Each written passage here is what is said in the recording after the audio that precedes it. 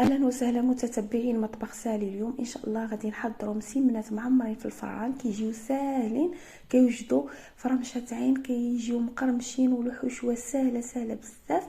ندوزو نشوفوا طريقه التحضير ديال المسمنات ديالنا. وقبل ما ندوزو ما تنساوش الاشتراك في القناه باش يوصلكم كل ما هو جديد ومفيد باذن الله. وندوزو نشوفوا طريقه التحضير ديال الحشوه ديالنا. عندي حبات خيزو مبشوره، حبات القرعه مبشوره، وحبات الفلفله مقطعه قطع صغيره.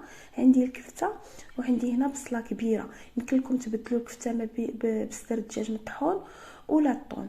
هنا عندي كاس ما بين الزيت البلديه، خليط ما بين الزيت البلديه والروميه، كاس مع مرش. وعندي هنا راس معلقه الخرقوم والكمون، معلقه كبيره ديال التحميره، وراس معلقه ديال سكينجبير، ومعلقه صغيره مع مراش ديال البزار، وشويه ديال الملحه. صافي كنرد الخليط ديالي، الحشوه ديالي فوق على النار، وكنزيد عليها داك الزيت البلديه والروميه. وحيت حنا ما غاديش نحتاجو الزيت نهائيا في المليويات ديالنا. هاد الزيت هذا غادي نصفيوه هو باش غادي نخدمو. كيجيو المليويات متبلين وبداك الزويته، وما كنحتاجوش الزيت نهائيا. فما تشوفوش الكميه ديال الزيت تبان لكم بزاف. صافي هنا كنبقى كندك في داك الكفيته باش هكذا كتفرتت. وكنضيف دابا العطريه في هذه المرحله هذه. بعد ما كتنزل الخضره واحد شويه والنار تكون مجهده، ما تكونش ناقصه، ويدينا هكذا في المقيله ديالنا باش ما تحرقش لينا الحشوه حيت النار كتكون مجهده. صافي غادي نبقى نشحر فيها حتى تنشف من الماء، ما يبقاش فيها الماء، تولي طلقه الزيت. علاش؟ حيت الحشوه الا كانت ميها، الا كان الحشوه ديالكم ميها غادي يتفزك لكم المسمن ديالكم، غادي يجي فازك، ما كيجيش زوين. فملي كتطلق داك الزويته صافي راه كتكون الحشوه ناجحه، والملويات ديالكم ما غاديش يجيكم هكذا فازكين من الداخل.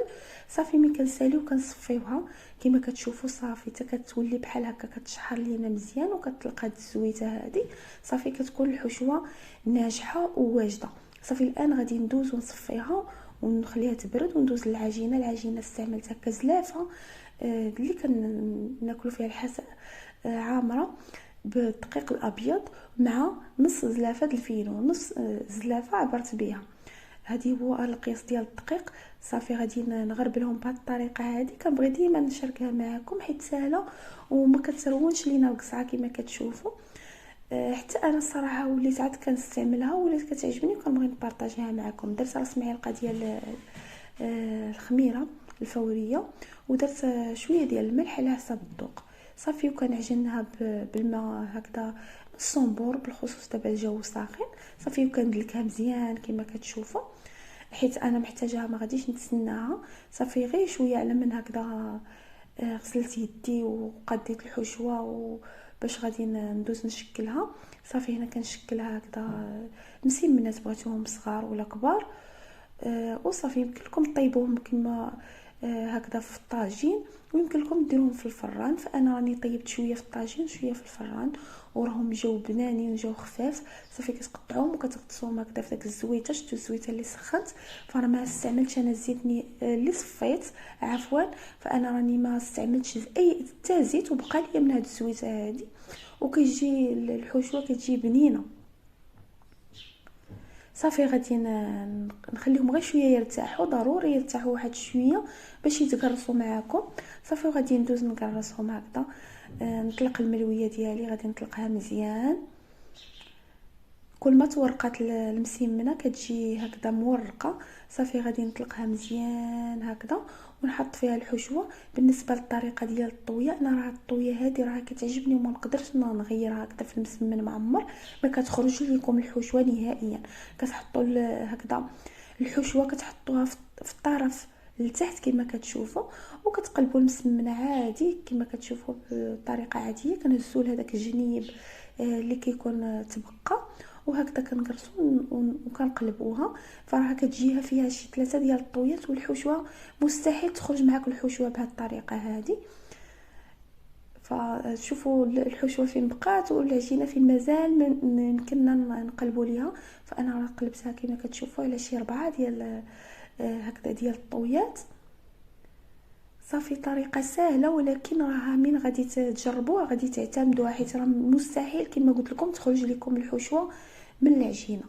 صافي هنايا غادي نطوي كما كتشوفوا داك الجنيبات حتى هما باش ما تخرجش لينا الحشوه، نكونوا متاكدين كنديروا واحد شويه الزيت باش كيجيونا مورقين وصافي. والان كندوز باش كنديرهم هكذا في الصافي هذا الفران.